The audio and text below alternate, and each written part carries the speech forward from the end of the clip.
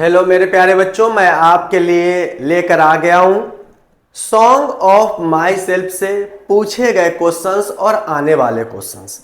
Song of my self जो Rambo 2 के second lesson है हमारा, कविता का, पोएम का, पोएट्री सेक्शन का। तो उससे आए गए क्वेश्चंस और आने वाले क्वेश्चंस इन्हीं से है और इनसे ही आएंगे। इससे पहले वाले में मैं आपको बता चुका हूं कि इसका लाइन बाय लाइन हिंदी क्या था, उसका जो है समरी क्या था, उसका ऑब्जेक्टिव क्या था, और अब हम लोग उसके क्वेश्चंस के बारे में बात करेंगे। तो हम आगे की ओर चलते हैं। तो आगे की ओर हम पाते हैं कि हमारा जो क्वेश्चंस है वह किस प्रकार से आने वाला है। सॉन्ग ऑफ माई सेल्फ के जो क्वेश्चंस है वह हमारा जो है आएगा इस प्रकार से। हम देख सकते हैं कि पहला इससे क्वेश्चंस बनता है, मेरा बनता है कि who is the speaker, who is the speaker in the poem and how old is he. यानी हमारा जो कवि के बारे में क्वेश्चंस है वह है हु इज द स्पीकर, यानी स्पीकर कौन है, कवि कौन है, इसका कथावाचक कौन है, बोलने वाला कौन है इन द पोएम में, and how old is he, और वह कितने साल का है। हमारा कवि स्पीकर कौन है इस कविता में और वह कितने साल का है। यहां मैं आपको तिनका तिनका कोटि कोटि समझाने का कोशिश किया हूं कि इसके हिंदी भी यहां दिए गए। कविता में वक्ता कौन है और वह कितने साल के हैं। तो आपका आंसर है कि the poet himself is the speaker, यानी कवि ही अपने आप का स्पीकर है इन द पोएम, कविता में, and now he is 37 year old, और वह 37 साल का है। कवि जो है खुद स्पीकर है और वह कितने साल का है, तो वह 37 साल का है। कविता में कवि वक्ता है और वह 37 साल के है। आगे की ओर हम इसका क्वेश्चंस बढ़ाते हैं।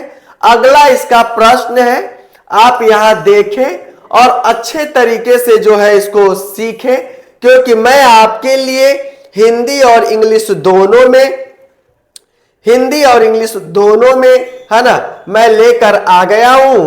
और ये आपका जो है ना क्वेश्चन सेकेंड है। और आप देखिए कि what is the theme of the poem, यानी कविता किस विषय वस्तु का है। थीम, विषय वस्तु, ये किस पे कंसाइडर है। ये बहुत बार ये क्वेश्चंस पूछे गए हैं। What is the theme of the poem, यानी कविता की विषय वस्तु क्या है। तो आप देख सकते हैं देयर आर मेनी थीम, यहां बहुत विषय वस्तु है। ऑफ द पोएम, कविता का बहुत विषय वस्तु है। बिकॉज, इसलिए, it's a very long poem, क्योंकि यह एक बड़ी, अपने आप में बड़ी कविता है। सॉन्ग ऑफ माई सेल्फ जिन्होंने व्हाट में लिखा, the poet is giving here the passage of unity, यहां जो कवि समझाने का काम किया है, जो विषय वस्तु लिया है, वह यूनिटी, एकता की बात की है, भाईचारा की बात की है, और यूनिवर्सल ब्रदरहुड, भाईचारा की बात की है, फ्रीडम ऑफ स्पीच, बोलने का अधिकार का बात किया है, इगोम्स एंड सो ऑन, और बहुत सारे है ना मित्रता वाले बात इन्होंने किया है। तो इस कविता का जो थीम है वह है ना unity, universal brotherhood, freedom of speech और इगोइज्म एंड सो ऑन, बहुत सारे मित्रता की बात, भाईचारा की बात इस कविता में किया गया है। इस कविता का यही विषय वस्तु है। दूसरा हम देखेंगे अगला इसका क्वेश्चन है ना किस प्रकार से पूछे गए हैं। तो हमारा जो तीसरा प्रश्न है ये रहा हमारा तीसरा प्रश्न, और तीसरा प्रश्न जो है वो कहता है हमें कि where does he like to rest, वह कहां आराम करना पसंद करता है। सॉन्ग ऑफ माई सेल्फ के जो स्पीकर है, जो व्हाट विट मैन है ना, वह कहां आराम करना पसंद करते हैं।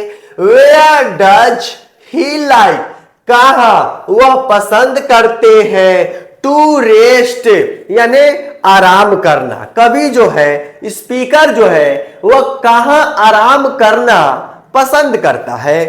तो आए मेरे प्यारे बच्चों, वह जो है अपने आराम के लिए नए नए सुविधा जो उसकी आत्मा को शांति दे ऐसा वह ढूंढते हैं।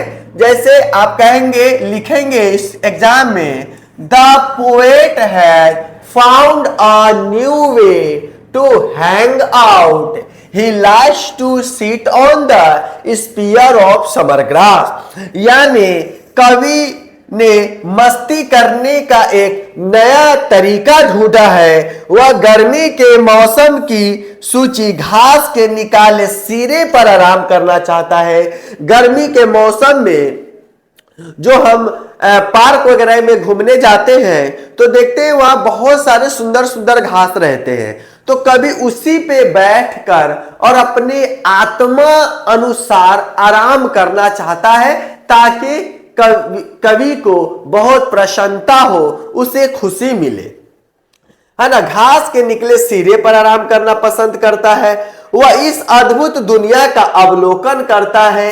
ही ऑब्जर्व, वह प्रेक्षण करता है, वह देखता है। दिस वंडरफुल लाइफ देयर, यहाँ का जो आश्चर्य जीवन है उसके बारे में वह जो है पता लगाता है और अपने आत्मा से मिलता है। उसके बाद हम अगला क्वेश्चन देखेंगे कि हमारा अगला क्वेश्चन है मेरा कि what has formed the speakers blood, वक्ता का खून किन चीजों से मिलकर बना है। फॉर्म्ड का अर्थ होता है बनना। मैं कविता में बड़ा ही अच्छे शब्दों में समझाने का कोशिश किया हूं, आप उसे समझ लीजिए एक बार, फिर ना आपका ऑब्जेक्टिव जाने वाला है ना आपका सब्जेक्टिव जाने वाला है। हाँ, तो what has formed the speakers blood, speaker का जो खून है वह किन चीजों से बना है। तो देख लीजिए, द स्पीकर्स ब्लड, वक्ता का खून, इज मेड अप, बना है, of American soil and air, America के मिट्टी से और हवा से, क्योंकि ये अपना ईश्वर गॉड इन्हीं हवाओं और मिट्टी को मानते हैं। इसीलिए कवि ने खुद कहा है कि हमारा जो आत्मा है वह हमारे देश के मिट्टी और हवा से बनी हुई है। इसीलिए यह आंसर आपका हो गया, the speaker's soul blood is made up of American soil and air, speaker का खून अमेरिका के हवा और मिट्टी से बनी हुई है। यह आपका हिंदी में रहा। मैं हिंदी इंग्लिश दोनों में लिया हूं, आपको जैसा दिल करे वैसा आप समझ सकते हैं।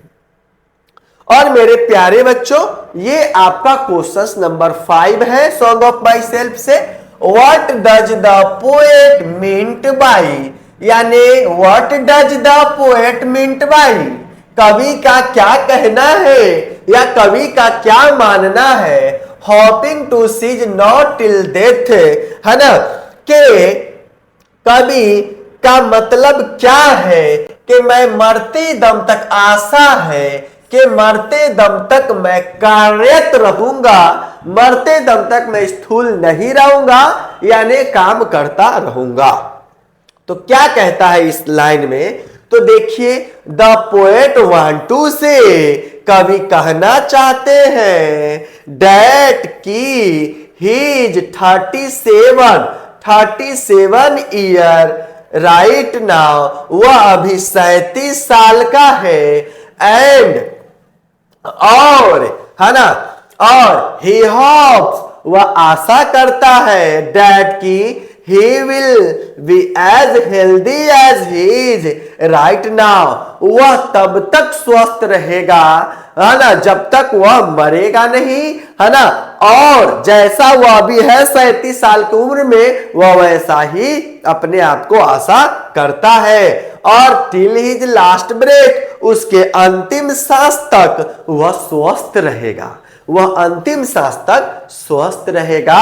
कवि का ऐसा मानना है, और वह अभी 37 साल का है। तो मेरे प्यारे बच्चों, मैं बस एक ही बात बोलूंगा, है ना, कि आप अगर मेरे वीडियो को, है ना, अगर अच्छे से देखेंगे तो एक भी आपका ऑब्जेक्टिव न छूटने वाला है और न मिस्टेक होने वाला है। और अगर इसके समरी और एक्सप्लेनेशन को अगर आप समझते हैं तो आपके आने वाले जो सब्जेक्टिव क्वेश्चंस है 1 नंबर का भी होगा, है ना, तो वह नहीं छूट सकता है। और अपने आप में जोश जुनून लाओ पढ़ने के लिए, क्योंकि मैं बार बार कहता हूं कि पढ़ने के लिए जिज्ञासा चाहिए। डीगो न अपने परन से तो तुम सब कुछ पा सकते हो प्यारे, डीगो न अपने परन से तो तुम सब कुछ पा सकते हो प्यारे, तुम भी ऊंचे उठ सकते हो, छू सकते हो नभ के तारे, अटल रहा जो अपने पथ पर लाख मुसीबत आने में, मिली सफलता जग में उनको जीने में मर जाने में, है ना। तो आप मेरे बातों को समझिए, है ना। अगला क्वेश्चन मैं करता हूं, what similarities does he poet draw between two human being, कहता है कभी दो मनुष्य के बीच कौन सी समानता देखते हैं। तो आप कह सकते, कवि कहते हैं कि विश्व के सभी मनुष्य बराबर हैं, क्योंकि वे खून से एक है और कतरे से एक ही कतरे से बने हैं, है कि नहीं। हिंदी में आप लोगों के लिए मैं इसलिए लिखा ताकि आपको अच्छे ढंग से समझ में आए। मैं आपके लिए रात दिन करके वीडियो बनाता हूं और आपका एग्जाम अच्छा जाए, इसलिए मैं ब्रेकआउट यानी तोड़ तोड़ कर मैं बातों को समझाता हूं। अगर आपको मेरी वीडियो अच्छी लगे तो आप लाइक कीजिए, अपने दोस्तों में शेयर कीजिए, क्योंकि मेरी सारी मेहनत आपके सफलता के लिए, ठीक है ना। और जो लाइक सब्सक्राइब कर दिए हैं उसके लिए थैंक्स। तो ये सेम समझते, द पोएट से कवि कहते हैं that king all the human being of the world is same, सारे इंसान एक है, उनका सोच रहने सहने का तरीका एक है, क्योंकि they all are made of the same atom of blood, वह खून के एक ही कतरे से बने हैं, इसीलिए, है ना, वह मानते हैं कि हम सेम हैं। और हम लोग कहते भी हैं हिंदू मुस्लिम सिख ईसाई आपस में सब भाई भाई, है ना।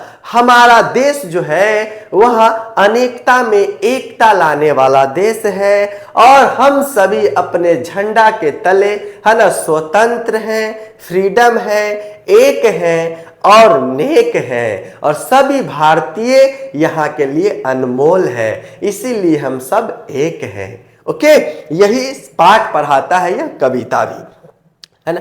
अगला क्वेश्चन हम देखेंगे कि अगला क्वेश्चन हमारा क्या है। हमारा अगला क्वेश्चन है कि व्हाट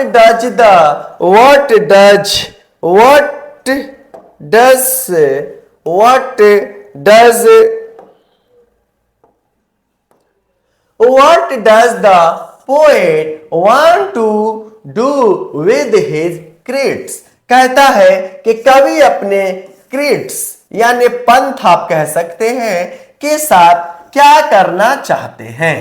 तो कहता है द पोएट टेल्स, कवि कहता है his countrymen to suspend his belief for a while and to enjoy a new democratic way of life, कहता है कि कवि अपने देशवासियों को संदेश देता है कि हमें पंथ से थोड़ी देर के लिए त्याग देना चाहिए, यानी अपने पंथ वंथ से थोड़ा अलग जाकर बात करना चाहिए और वह नए लोकतांत्रिक जीवन डेमोक्रेटिक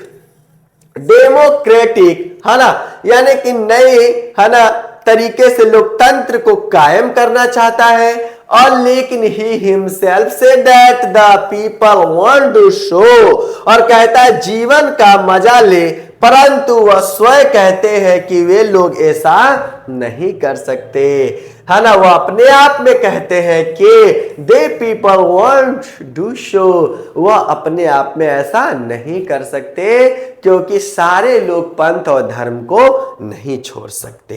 ठीक है, ये मेरे प्यारे बच्चों है ना आपका कविता का क्वेश्चन सब है। और आपका है ना नेक्स्ट क्वेश्चन है कि व्हाट डज है ना what does the poet meant by nature's without check with original energy.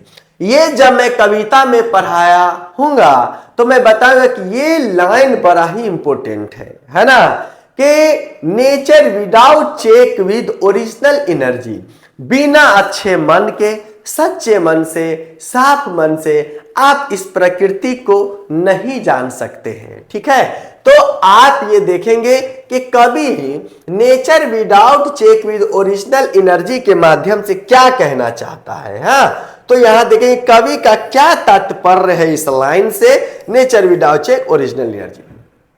The poet means to say, कवि कहना चाहता है दैट कि the nature is going with its full swing and there is no one to check it, है ना। प्रकृति को वह पूरे उमंग से ही चेक कर सकता है, पूरे साहस और साफ दिल से ही वह प्रकृति को जान सकता है। और है ना और is no one to check it, it is always dynamic and regular, है ना। और इस पर वह रेगुलर काम करना चाहता है, किस पर, अपनी प्रसन्नता पर, जिससे उसे खुशी मिलती है, जिससे उसे शांति मिलता है और उसे रोकने वाला भी कोई नहीं है ना। लिखता है ना check and its should be, है ना, कहता है कि हमेशा गतिशील एवं नियमित है ना। यानी कवि यही कहता है कि बिना साफ मन के, सच्चे उमंग के साथ ही आप प्रकृति को जान सकते हैं, अन्यथा प्रकृति को आप नहीं जान सकते हैं। तो आप इतना याद रखें, जो भी मैं वीडियो बनाता हूं सभी कविता का ऑब्जेक्टिव उसके साथ दिया गया है, सब्जेक्टिव उसके साथ दिया गया है। अगर आप मेरे वीडियो को देखते हैं तो आप पूरा देखें, आपका न एक ऑब्जेक्टिव जाने वाला है, न एक आपका सब्जेक्टिव छूटने वाला है और आपका पूरा का पूरा मार्क्स आएगा। इन्हीं बातों को ध्यान दिए कि जो मैं लाइन बाय लाइन कविता समझाता हूं या किसी भी चीज को समझाता हूं, है ना, तो उसे जाकर पूरी वीडियो देखा करें और अच्छे से देखा करें। ठीक है।